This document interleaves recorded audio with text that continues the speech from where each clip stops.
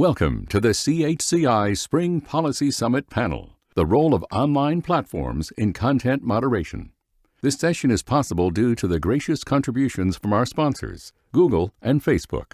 Our panel host for today will be Congressman Tony Cardenas, representing California's 29th Congressional District. He sits on the prestigious House Committee on Energy and Commerce, where he is fighting for hard-working American families. Representative Cardenas has worked on and authored legislation to lower prescription drug prices, protect American consumers, combat climate change, and ensure that everyone has access to affordable, quality health care. Our moderator for today's session is Ashley Gold, a technology policy reporter for Axios. Previously, she covered tech, focusing on Congress and regulators for Politico Pro and The Information, and breaking news and politics for the BBC. Please welcome our opening remarks speaker, Congressman Tony Cardenas, followed by our moderator, Ashley Gold. Hello, everyone. My name is Tony Cardenas, and I have the honor of serving California's 29th Congressional District. Since the start of the COVID-19 pandemic, Americans have spent more time online to keep up with the news, share heartwarming content with family and friends, and to keep your businesses going. But although we are all digitally connected, we have never been more disconnected from the truth. In the run-up to the 2020 presidential election, social media was flooded with disinformation designed to erode the public's trust in our electoral system, spread falsehoods about COVID-19, and even encourage violence against government officials. Today, with the click of a button, anyone can create a coordinated misinformation campaign. America is drowning with the false and inaccurate information, and unfortunately, Latino communities are being disproportionately targeted. A study published last April found that 70% of the Spanish language misinformation did not get labeled by Facebook, and only 30% of the English language misinformation remained unlabeled. While much of the misinformation we saw was centered around the election, there is serious concern about the impact online Spanish language misinformation is having on vaccine distribution. As a member of the House Committee on Energy and Commerce, I know this cannot stand. Inaction only reinforces a system in which dishonesty and division are rewarded with likes, while voices of unity are silenced. We are also calling on companies such as Facebook to have an executive-level employee dedicated to protecting civil rights and the safety of vulnerable communities. As legislative solutions take their course, each of us can do our part to shift the attention on social media to accuracy and facts. Let's have conversations with our familias and friends about what's true and what's not. And most importantly, let's continue to speak out against platforms that promote harmful content and fan the flames of hate and division. Thank you, and I look forward to the fruitful discussion that lies ahead.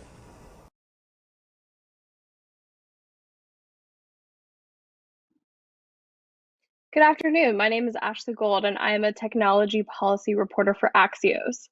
We have an exciting panel of experts here today to discuss the role of online platforms in content moderation. First, I would like to thank Congressman Tony Cardenas for creating a starting point for this critical discussion. And thank you to CHCI for providing the Latino community an opportunity to engage and weigh in on this issue. If you'd like to continue the conversation on social media, please use hashtag CHCI Summit. Joining me on the panel, we have Jeff Kossoff, who is an assistant professor of cybersecurity law at the United States Naval Academy. For those who follow this topic, they should also know Jeff for a book he authored on Section 230 of the Communications Decency Act. Thanks for joining us, Jeff. Thank you so much for having me. And before I start, I have to give the quick disclaimer that everything I say is only on my behalf and not on behalf of the Naval Academy or the DoD or the Navy. That said, I'm really excited to talk about this critical topic. In the 2 years since I wrote this book about Section 230, I have had hundreds of conversations with various stakeholders about content moderation and how to make the internet both safer and more accessible to all. And Section 230 often is in the center of this debate. I think what we need to first have a discussion about is, before we talk about specific legal solutions, is what do we want the internet to look like? Section 230 plays a critical role, and any changes to 230 will have an impact on what the internet is like for users. But the first sort of fundamental question is what amount of safety, what amount of openness do we want on the internet? And I'm really excited to have that conversation today. Thank you, Jeff. Next, we will welcome Catherine Oyama, who is the Global Director for Business Public Policy at YouTube. We're excited to hear from Catherine today about how YouTube is thinking about these issues. Thanks, Ashley. Thank you so much for inviting us to be here. My name is Katie Oyama. I do work with YouTube. I've been a part of Google's public policy team in Washington, D.C. for about 10 years. And about a year ago, I joined YouTube's public policy team. So I lead our global work around business public policy.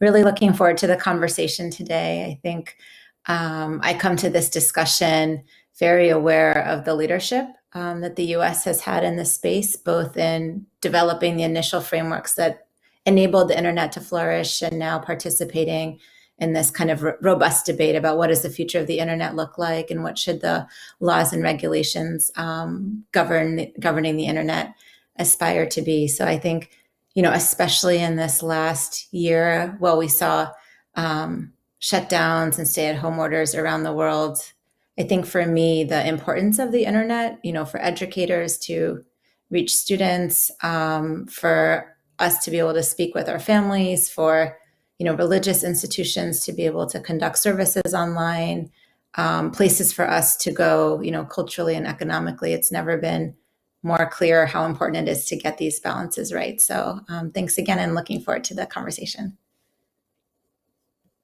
Thank you. And finally, we have Alejandro Rourke, who is Executive Director of the Hispanic Technology and Telecommunications Partnership. Hi, Ashley. It is great to be here in community with you and to the rest of the panel. Like Ashley mentioned, my name is Alejandro Rourke, and I'm the Executive Director for Hispanic Technology and Telecommunications Partnership. HCTP is a CEO roundtable of national Latino civil rights organizations who work in partnership to promote equitable access, adoption, and the full utilization of technology and telecommunications resources by the Latino community across the United States. Through our community engagement, congressional education, and by serving as the national voice for Latinos in tech and telecom policy, HCTP member organizations work to support the social, political, and economic advancement of Americans of Latino descent by facilitating access to high-quality education, economic opportunity, and effective healthcare through the use of technology tools and resources. I personally try to work at the intersection of ethics, technology, and racial and economic justice to help promote inclusive public policy solutions that ensure that Black and Brown communities are able to participate and benefit from today's 21st century digital economy. Thank you to CHCI for featuring this important discussion as a part of your Spring Policy Summit, and I am looking forward to diving into this important topic. Thank you, Alejandro. And with that, I want to thank all the panelists for introducing themselves, and we will jump right in with the first question. We can start with Jeff and then go on to Catherine and Alejandro, but I would like all of you to answer this. To you, what is platform moderation, and how does it impact people who do anything online? How does it affect online users? And we could start with you, Jeff. So I think that platform moderation is broadly about making the internet usable and safe. And there is so much, we think about platform moderation as really the controversial issues that get a lot of news coverage, and that's part of it. But I mean, one thing that gets moderated or blocked quite a bit is spam. Illegal content. There's so much that we fortunately do not see. And I'd also say what platform moderation is not. It is not just the simple binary yes or no. There is so much else that is done in terms of perhaps it's only accessible to certain people because of the content, or it might be altered. So it's a lot more than just a tech company saying we will or will not allow the specific content. There's so much nuance and so many different, often creative decisions that are put in place to make the internet usable, frankly. And Jeff, to you, what is the user on the other side of the content moderation decisions? How does it impact them? So for the user of the content of a platform, it makes the experience something where they're able to use the platform and they're not bombarded with spam or with illegal content or really hateful material. And the platforms do, I mean, it's moderation at scale is a really tough job, but the platforms do their best to meet the standards they set. They're far from perfect. And there have been some pretty critical failures. But I would also say that for a lot of these moderation decisions, you're never going to get uniform agreement as to what was the right or wrong decision. So it's really tough. But it's really all about delivering the experience that the users are expecting. And with that, I would love to hear from Catherine. To you, working at YouTube, what is your definition of what platform moderation is, and in your estimation, how does it impact the end user and the person actually using your product? Thanks. Yeah, I agree. I agree very much with Jeff's input. I think from YouTube's perspective, we say our mission is to give everyone a voice and show them the world.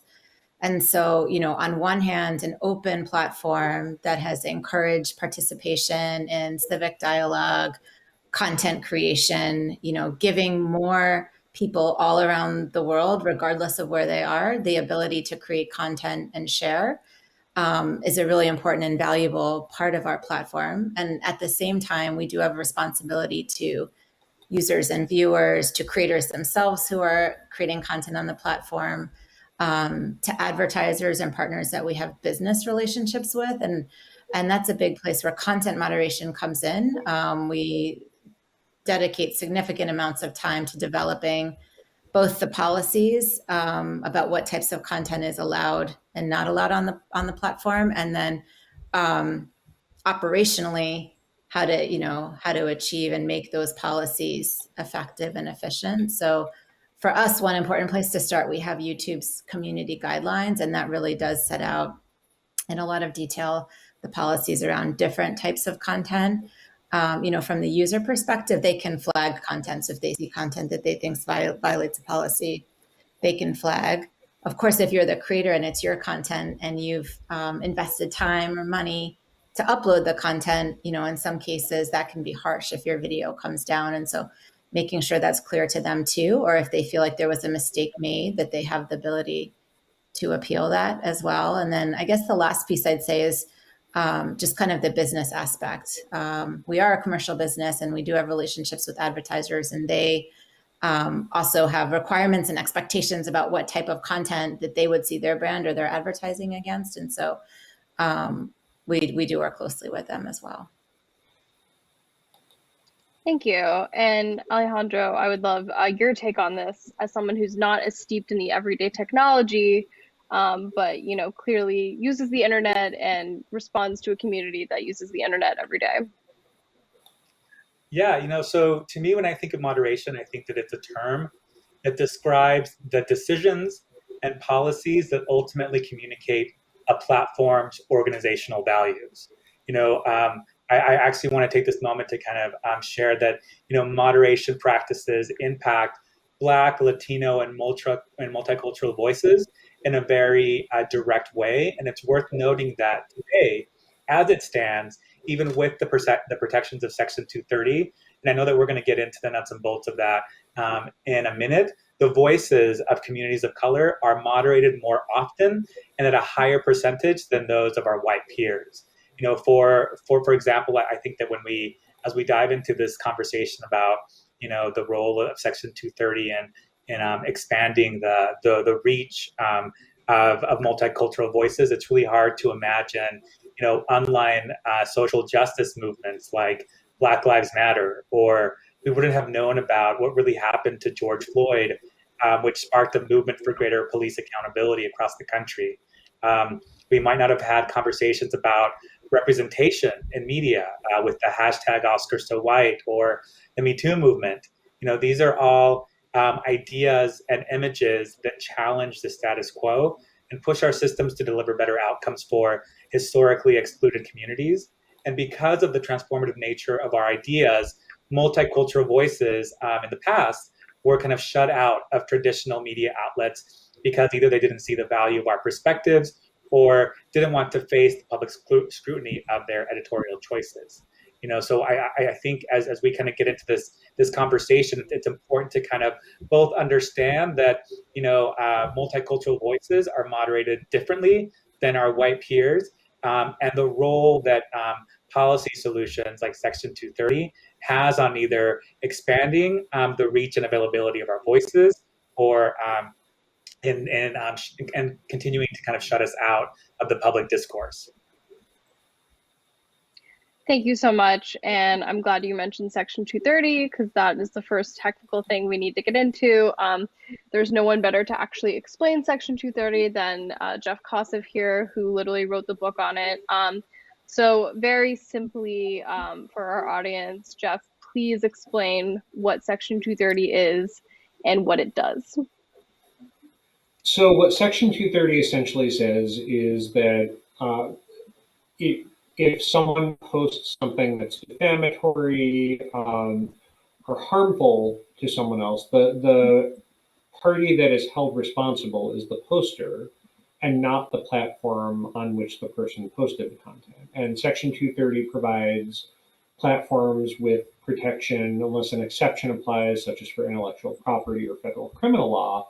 Section 230 says that the platform will be protected from legal responsibility whether it keeps up the content or takes it down.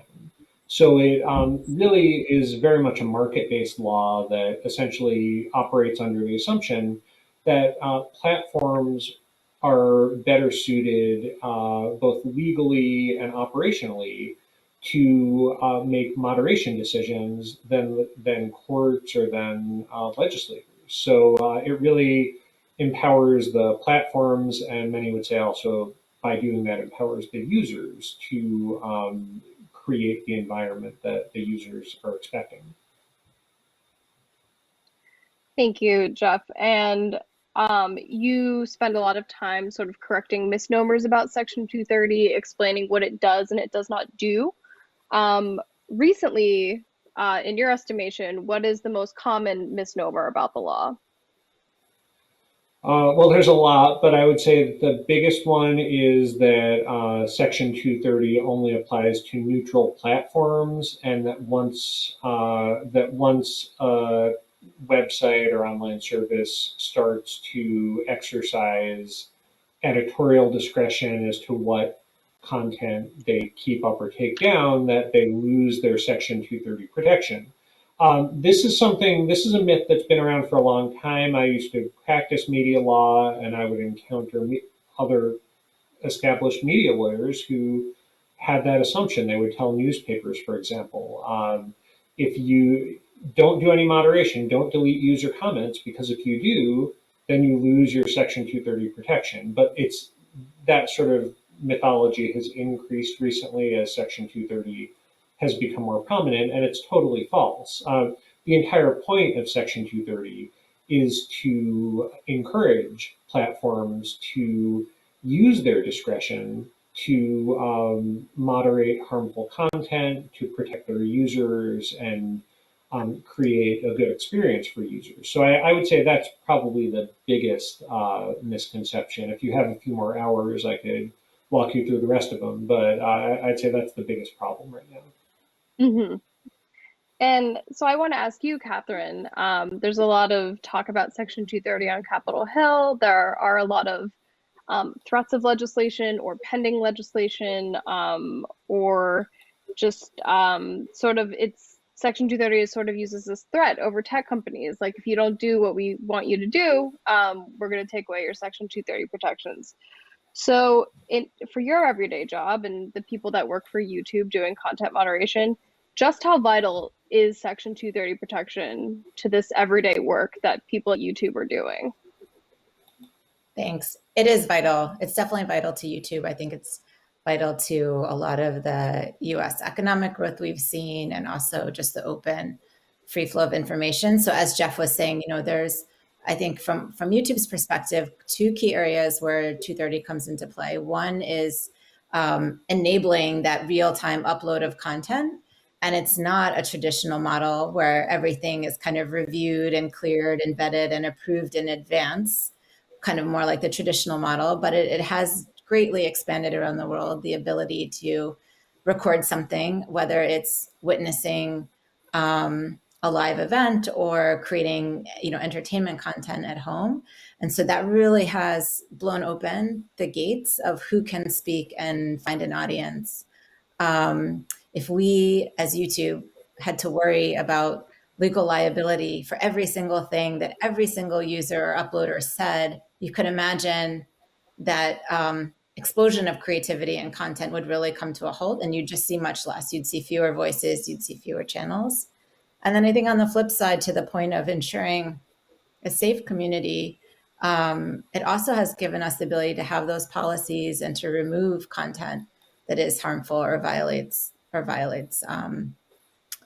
one of our policies. And so, I mean, one example where we see that happening is even in real life shooting incidences. There's been cases where footage has appeared, has shown up on the internet, and has spread very, very quickly. So quickly that it's actually incredibly hard for our engineering team to identify what's newsworthy, what's promoting violence. And so there have been cases where for that short period of time where it's more chaotic and there's really targeted, concerted efforts to spread this type of content, where we've had to say, no, we're just suppressing it until things can become more under control. And so that ability to act really swiftly when we see harmful or violent content is also important. And, kind of how we had said before, there are times when content comes down and the person that uploaded it isn't happy about that. And I think to give the platforms that breathing space to be able to remove, again, without fear that every single one of those decisions will go to litigation, is important for giving platforms kind of that breathing space to be able to create the communities that they're striving for, and also just to have responsible internal processes and procedures to take away content, also when necessary, to take down. Thank you. I'd love Alejandro to weigh in. You talked about Black and brown communities, the content that they put out online being policed to a different extent. So in your mind, is there too much content moderation going on when it comes to these communities and what they're putting out online? Or is there not enough going on and those voices are being harmed? You know what, I would actually echo a little bit of what both Jeff and Catherine said, because I think that there really is a misperception about the benefit of Section 230, and I think that oftentimes right now, because we've experienced so much of the unintended harms in a very public way, we're seeing a lot of policymakers or civil society folks kind of engage and try to treat the symptoms as opposed to the root cause of these harms. Section 230 really allows for that kind of limited liability for platforms so that they can actually establish their use policies and to moderate harmful content or illegal content. And I think the problem, as I see it, really is that oftentimes a lot of these platforms aren't consistently enforcing their own use kind of guidelines, right? So I think if we take the example of when former President Trump was banned from Twitter or Facebook for actively and consistently promoting misinformation online, the issue wasn't that they took him down, right, or that they blocked his account.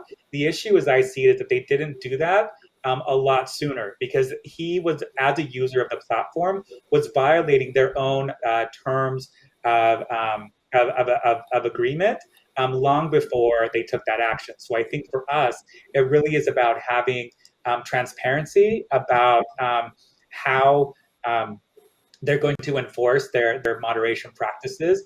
I think there needs to be consistency, and I think that every user should be held to the same standard. And like I think Catherine mentioned, there also needs to be a clear process for the way that all of us can, dispute a moderation decision, and I think that's where a lot of the kind of like the misunderstanding about, what's the best remedy to help mitigate these consumer harms really might be the most effective.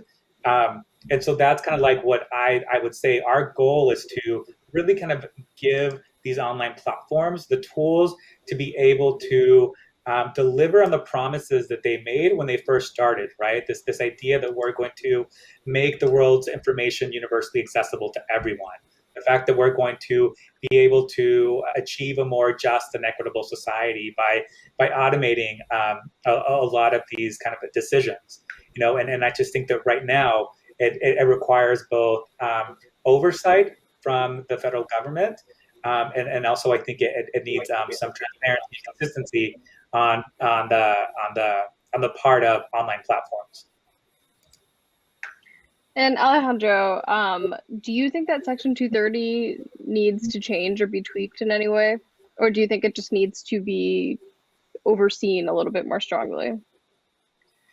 You know what? I actually think that it requires an intervention, but not in the narrow way that is currently being proposed. Which is that I think that right now the conversation that's happening is that we need to either change or remove Section 230 with the expectation that all negative externalities, including the spread of misinformation online, will suddenly disappear. The internet has become a core function of our everyday lives, and in order to create an inclusive, safe, and helpful online environment, which achieves, like I mentioned, some of those big promises that these online platforms made when they started, we need to expand the way we consider both the harms and kind of like what the effective remedies might be. So I think for me, Section 230 was the cornerstone on which our modern day internet was built, which allowed tech companies to experiment, to try new approaches, and to disrupt, at this point, basically every industry, with, again, the promise that our new digital reality would be more efficient, would help reduce implicit or explicit bias that's baked into many of our American institutions and systems, and with the hope that it would result in a more equitable society by connecting every person to the possibility of digital opportunity. But now, 10 years into that experiment, these same companies have now have a global reach and influence over critical aspects of our lives. But our policy framework, unfortunately, has not kept stride with the speed of innovation. There definitely is a few kind of specific, items that we as a collective kind of like impact table promote. But I also would love to hear from both kind of Jeff, who wrote the book on Section 230, and Catherine, to see what they think might be some of the best ways to approach all the kind of like multidimensional facets of this conversation. Yeah, while we are on the topic of legislation, I wanted to ask Jeff, I mean, you've obviously been watching this debate. We had a law passed in 2018 having to do with amending Section 230 slightly to try to fight online sex trafficking. Since then, nothing has actually passed on the Section 230 front, but there has been a lot of talk about new bills. In your estimation, is Section 230 going to survive in its current form for the next 5-10 years? Is it inevitably going to change or be tweaked, or will it somehow survive how it is? What is your sort of prediction at the moment? So I think it's very likely that it will not only be tweaked. I meet with pretty much any staff or congressional staffer or member that wants to talk about 230. And probably, especially in the past few months, I would say the odds of just a complete repeal of Section 230 have gone up dramatically based on my conversations. And I think it's because people, and for very different reasons, they're angry at a few companies. Some are angry that they feel that people are being unfairly blocked and having their content taken down. Others believe that harmful content is not moderated aggressively enough. Um, but I think that either a repeal or a really drastic overhaul of Section 230 is much more likely than I had ever thought before. And I think that the easiest sort of compromise might end up just being say, let's repeal it, even though it might not necessarily accomplish what either side wants to do. It's just sort of instead of we're really angry at big tech, Section 230 is the proxy for that. And I think that it will have consequences. I mean, I think the 2018 law that you mentioned, FOSTA, which was intended to deal with the very serious problem of online sex trafficking. I actually testified in Congress in 2017 in support of a narrowly tailored amendment to deal with that problem. The compromise was not a very good bill, and it's very difficult to really predict what the liability would be. And you saw things like Craigslist taking down its personal section in response to the passage. And there have been a lot of reports about life, frankly, being far more dangerous now for sex workers. So even for an amendment to 230 that deals with one specific issue, it really can have significant impacts. That's why I've been now for 2 years. I've been whenever anyone wants to talk about 230, I argue that having some sort of nonpartisan or as nonpartisan as possible that you could get a commission that's appointed by Congress, kind of like the Cyber Solarium Commission, to deal with investigate moderation, what is possible technically, legally, operationally, to inform the debate. Because I feel like we're having this incredibly heated debate that might be good for book sales, but it's not really good for public policy because we don't have many facts that are informing this. We have Mark Zuckerberg and Jack Dorsey going to Congress every few months and getting yelled at, but that doesn't really. I feel like even those hearings do not get the information that we need to make informed choices about how we want to change Section 230. Would Catherine or Alejandro like to weigh in on that prediction from Jeff? I guess I don't share the sentiment that wholesale revoking 230 is more likely now, that it is what I heard. Partly because I think there's a dynamic sometimes where you have some conversations inside the Beltway and like very extreme proposals, or a proposal might sound kind of simple to achieve, but the reality in the US is how many, kind of like you said, and sometimes this conversation seems to be about 2 or 3 or 4 or 5 companies. But I think that when the debate broadens and if a bill was truly moving forward to passage and significantly reshaping the foundations of the US internet, I do think that all of the different businesses and entertainers and voices who rely on the system and startups, I think that their perspective would be heard more loudly.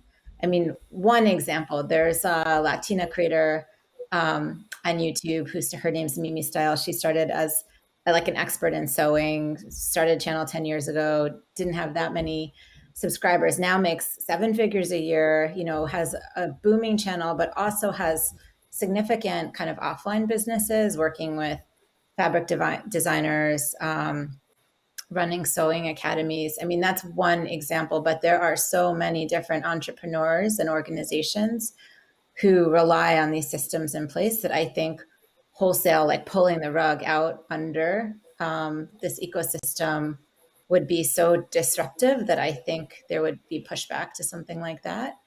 On the other hand, I mean, I guess in some ways it's also challenging because I think in conversations we have, like Jeff said, there's you might hear agreement that there's overall a problem, but then when you drill down and you have the conversation, for every one conversation we might have with someone who's very upset about something that's even on YouTube, we'll have another conversation with someone who's very upset that something came down. And so I do think this deliberative process where policymakers and stakeholders are really focusing on what is the actual problem that there's consensus to solve will be an important step to kind of moving forward if there's going to be any reform. And the one area I've definitely observed, I do think has more consensus is around this issue around transparency of what should users, and citizens understand about policies on platforms and the way platforms are operating. And I think, I've seen even some drafts where there's like really significant deep thought going into how can you increase accountability and transparency obligations while also not having the government dictate to the private sector exactly what speech should live or exactly how a private service should operate. And these are definitely hard and complex questions, but there seems to be growing collaborative discussion in that space that, I could imagine at some point there being enough consensus to come together on something like that.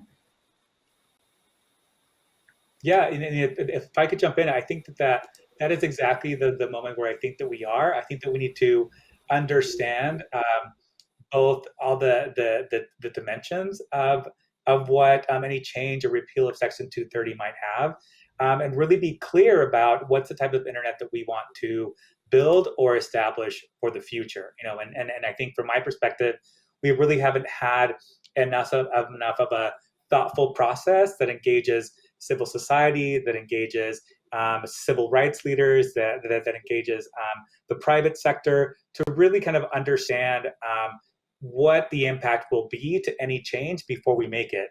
And I think that really there are kind of like a few things that I think what I consider low-hanging fruit that Congress and federal regulators can really tackle to help, again, provide online platforms and the people building these digital frameworks better tools so that equity, inclusion, and opportunity become a defining feature of American innovation. I think that we need to kind of stop looking for a silver bullet that's going to fix all of the unintended consequences that we now kind of understand all too well, and develop a holistic strategy that engages and empowers federal agencies like the FTC, the FCC with the resources they need to provide the necessary oversight to be able to react in real time and to investigate and understand consumer harms.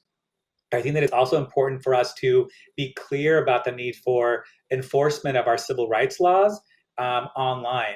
These were hard-fought battles that don't need to be relitigated. We just need to be vigilant, and we need to have a robust kind of oversight tools and set clear expectations. The civil rights laws aren't a suggestion of our new digital world, but should be and need to be a defining feature. And I think that, another thing that Congress can do that I think will help, mitigate some of these unintended harms is to pass, a federal consumer privacy law. Many of the harms that we are experiencing could be mitigated by establishing a clear understanding of what our sensitive data is, who should have access to it, and what uses should be protected or prohibited. I also think that it's urgently important for us to require online platforms to demonstrate that they have robust systems in place for identifying unlawful content and removing it, having a consistent process that holds all users to the same standard. And I think that Congress can and should act to bring more transparency, accountability, and oversight to these processes by which companies make and enforce their own terms of service, especially when it pertains to harmful or illegal content. I don't think that jumping to change or get rid of Section 230 will solve all of the harms that we expect it to without addressing all of the other interventions that are at our disposal and that need to be in place in order to ensure that we're going to have an internet economy that benefits everyone. Thank you.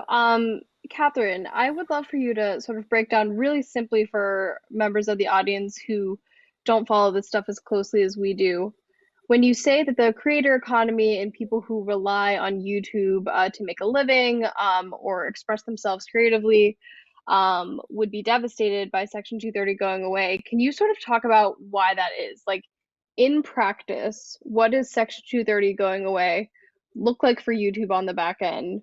What decisions would it have to make about what is allowed on the platform that would directly impact the user uploaded nature of the work? Why is Section 230 directly related to this being allowed, like in very simple terms? Thanks. I'll take a stab and then let me know if if I failed at being simple. So, the creator economy is a really exciting, it's like one of the areas that I love the most working with YouTube is the ability to meet individual creators. And so I think that's just one important component. Like when someone hears YouTube or thinks of YouTube as a platform, what that actually means is millions of creators who have their own channels, and many of these channels themselves are their own businesses. They're creating content. They are not just in front of the camera, but they're behind the camera, writing the storylines, producing, editing, having a much greater role in the entertainment industry and creative process than they ever did before. And for them, uploading that content, it's not just fun, it's literally their livelihood and it's their business. There's a Puerto Rican creator, his name is Daniel Travioso. He has like 10 million subscribers now. He does entertainment. And the important piece about this foundation is they're uploading, and we have creators all over the world. So they're uploading and they're able to reach a global audience. So whether you're a musician or an entertainer or a writer, that ability to have the global reach is actually really powerful for your business, because you don't just need to reach people that can come to one venue, in one local city. And it's really expanded their opportunity. And then just in terms of the business side, if we're running ads on the content, those creators, they receive the majority share. It's an ad revenue share. They receive the majority share of ad revenue that's earned on their channel. So if 230 were, drastically altered and YouTube was made individually or strictly liable if a creator had happened to upload something and there was something alleged to be defamatory in one of their sentences, or any number of things that could be alleged by any single piece of content, the ultimate effect would be significant legal uncertainty for the platform like YouTube. And it would mean YouTube would look a lot more like traditional television. And so that would just greatly reduce and shrink the amount of content that's available to be uploaded and shared. And it would be a much more limited set of individuals who can upload, and it would be far less content. So I think that's probably the biggest. There's other impacts it could have. Of course, we talked about the other side of also empowering YouTube to be able to act swiftly to take down content. So I actually think it would be a less safe place if we weren't able to enforce our policies. You can think of a category like hate speech. In the United States, hate speech is protected by the First Amendment.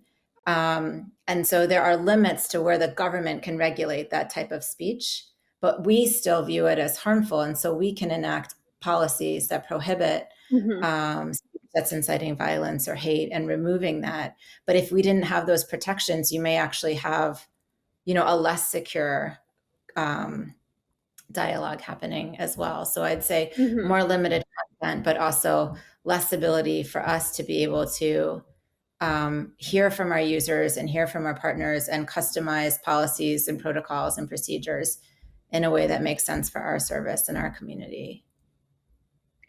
Thank you. And with that, we're going to move on to some questions that the audience sent in.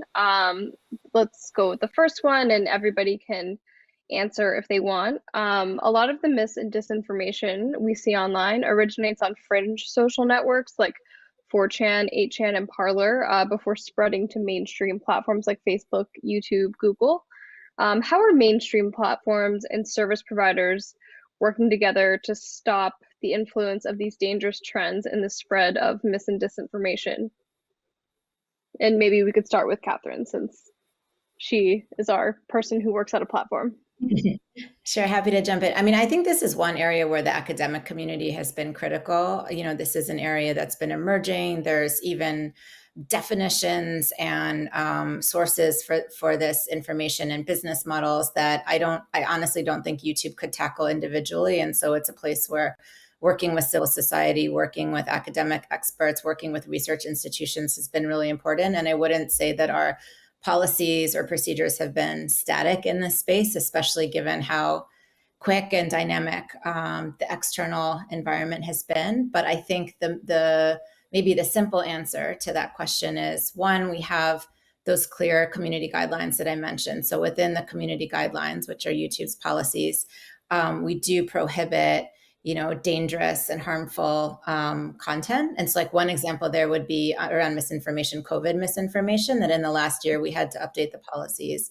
And there was a big debate, but I think our platform and our leadership decided this is a public safety issue that affects many communities. It affects, it's literally a life or death issue. And so our policies did draw the line if there was content that was like disputing whether COVID was actually in existence, or disputing the efficacy of social distancing, or promoting, a quick cure that isn't supported by medical evidence, that would violate the COVID misinformation policies and would come down. So I think on one hand, we're always looking at what is the policy itself. Then maybe on the second piece would be, how are we improving our systems to be able to identify material that is prohibited under those categories and remove it quickly. And there's a few different ways. There's manual ways where users can identify, but we greatly also rely on machine learning. So the vast majority of content that comes down on YouTube is coming down through automation and machine learning. I think in the transparency report that we publish every quarter, last quarter, there were, I think, 9 million videos that came down, over 900 million comments, I think. And so the vast majority of those are machine learning improving upon itself. So there's then the removal side. And I'd say in the middle, there's content that we're recommending.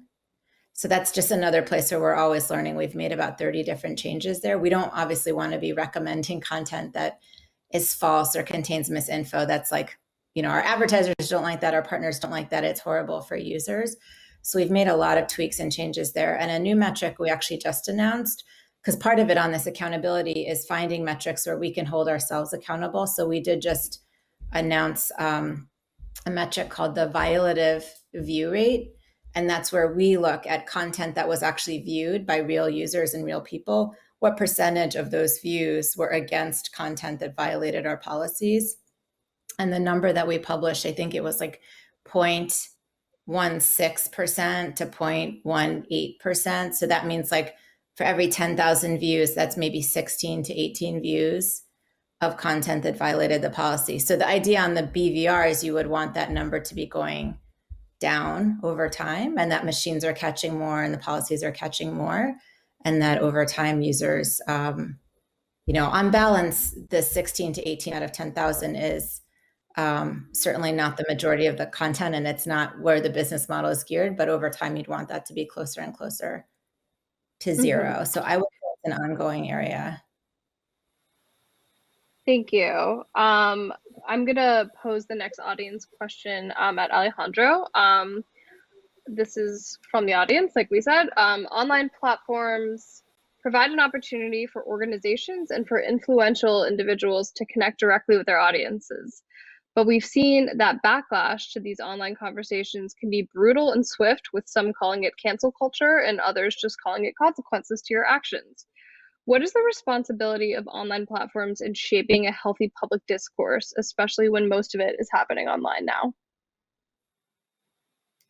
So I would say a couple of things about that question. Number one, I think that it's important to me, right? Not just as an advocate, but as a consumer, that online platforms and privately held companies start really being clear about what their organizational values are and the type of spaces that they want to create online, right? So I think that, again, the issue as I see it is that, a lot of these platforms, because they already have so many different types of users online, are trying to be everything to everyone. And that's where I think it gets murky. I think that, as many of us begin to understand the vulnerabilities that we are exposed to on various platforms, we will start making different choices. And I know that I have, and so companies that don't prioritize building and maintaining trust, or have policies or business models that expose us to potential harms, won't survive. And I just think that right now, I think we are all looking for kind of online platforms that say, these are our values. We want you to be safe. We want you to have a great experience. We want you to be able to connect to information and to each other. And I think that the big gap that is happening there is between their espoused values and the way that their internal policies or moderation infrastructure is currently applying or not applying those values to ensure that they're creating the environment that they all kind of promised us, which entices us to join the platform. So I think that kind of going back to that question, I think that it's important that that we hold them accountable, and that we also hold them accountable to ensuring that everybody on their platform is treated the same, regardless of whether they are an elected official, whether it's just a person that's promoting a lot of misinformation, or I think that right now we're seeing a lot of robots talking to robots. A lot of this content is bot generated, and it's just out there cranking this stuff out. So I think that it really comes down to the exposed values becoming a reality for the end user on the platform. And for all of us to either hold them accountable, or to start making, as consumers, different choices, and moving towards kind of platforms that really are committed to building trust, and ensuring that we have a safe and enjoyable experience online. I've got one more question from the audience, and I want all of you to answer it very quickly, like literally 10 seconds. Is the internet still a tool for democracy? And if so, how? We can start with you, Jeff. Yes, absolutely. I think it's a tool for democracy, but it all because it allows communication of viewpoints that otherwise wouldn't be heard. But it also can be a tool to combat democratic values, and we need to improve our systems to be able to deal with those problems. We're making some progress, but we have a long way to go. Catherine, I challenge you to be much shorter than that. I do think it supported democracy, especially in terms of informing a citizenry and enabling open civic discussion. I mean, one small example I'd say is there are users we see in many different countries who don't read, but they actually learn job skills or many different things by going to YouTube and watching the videos. And so I think it has opened up participation in civic life and in government, despite, as Jeff said, some of the downsides and concerns that come along with openness as well. Alejandro? Yeah, I would say that democracy thrives when all of us have a voice and all of us can be seen and heard. And I think that the internet, built on the cornerstone of Section 230, helps us achieve that outcome. Okay, you win for being the shortest on this question. And with that, we're going to let the panelists wrap up with any closing thoughts they have, whether it's on Section 230 specifically, content moderation in general. Jeff, if you could give us a minute on any closing thoughts you have. Sure. So this has been a great discussion. We've talked a lot about the real challenges of moderation at scale. One thing that I really didn't get to mention before that we really need to drive home is this is a challenge not just for YouTube and Facebook and Twitter, but for community news sites that have local comments, for knitting websites, for any site that has a community. Just one example, Peloton recently had to deal with the issue of how to moderate QAnon content. Peloton is not in the position, or never probably imagined that it would be in the position of doing content moderation of that scale of disinformation, but it had to do it. And so this is a challenge that we have to think of broadly while we're looking at Section 230, that the changes will not just affect YouTube and Twitter and Facebook, but can even be more impactful for these smaller platforms that have really dedicated communities. Thank you. Catherine, you've got about 45 seconds.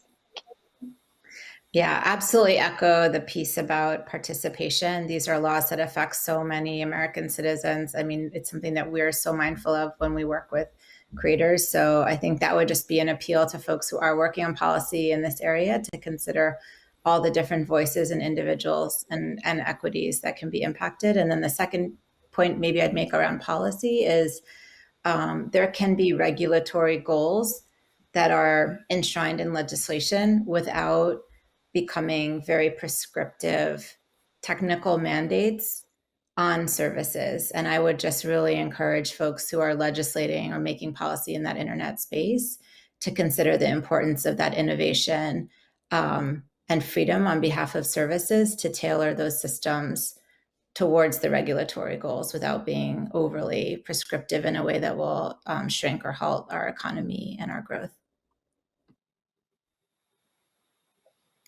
And Alejandro? Yeah, as a kind of my closing comments, there's something that we didn't get to that I want to just flag for the audience.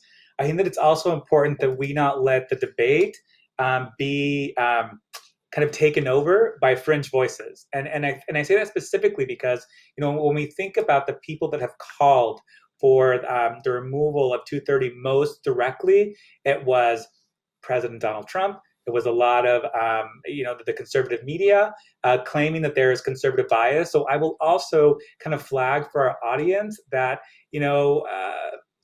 this idea that there's conservative bias online is in itself fake news and misinformation. I actually just polled yesterday the top 10 performing links in the US on Facebook pages. And the top 10, all 10 except for one, were all from conservative voices. Franklin Graham, Ben Shapiro, Steve Crowder, Don Beningo, Jace Scalu, or I don't even know if I'm saying his name right, of Fox News, right? So I just think that it's important for us to understand who is framing the issue in what way and what do they want to get out of that, and for us to be kind of thoughtful in the process so that we really understand the end result and the impact, and that we are all clear about the type of internet and internet economy and the future of everything that we want to see. And I think that requires all of us that come to the table, regulators, policymakers, civil society, academics, to really think about and lead from a place of inclusion, opportunity, and to ground all of that with a good kind of sense of our hard-fought civil rights laws, which again is I think one of our kind of core contributions to not just this country but the world. So that's my soapbox moment. I just want to plug for that for all you guys. I think it takes all of us. Thank you. I want to thank all of our extraordinary panelists for this thoughtful discussion, Jeff Kossoff, Catherine Oyama, and Alejandro Rourke. I guess at this point, I will share what I've gotten out of this conversation. I'm a reporter that's been covering this topic for a couple years now, ever since it started to really flare up in earnest after the 2016 presidential election.